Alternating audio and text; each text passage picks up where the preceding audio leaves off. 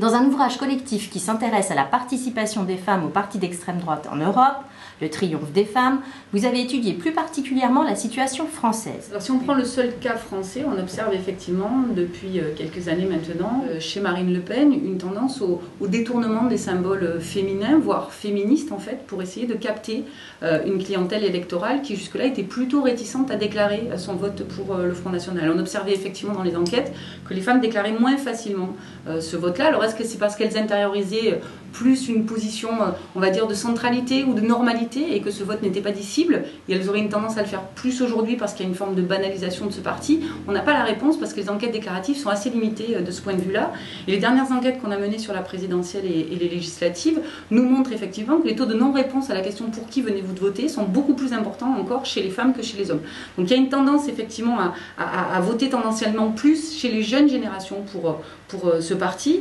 Et Marine Le Pen, en instrumentalisant cette ressource genre, essaye effectivement de moderniser aussi son parti dans un contexte dans lequel c'est une ressource qui est devenue nécessaire dans une logique de renouvellement du champ politique qui peine un petit peu aujourd'hui à se construire sur des référents traditionnels. Effectivement, les partis d'extrême droite, les partis populistes, et là c'est vrai qu'il y a une comparaison qui doit se faire au niveau aussi européen et international, ont cette tendance à venir se saisir de cette ressource genre justement pour essayer de faire croire à une modernisation de leur parti. Mais quand on travaille sur les discours, quand on travaille sur les programmes de ces partis, ils restent sensiblement identiques à ce qu'ils étaient par le passé. On constate effectivement que les plus jeunes ont tendance à voter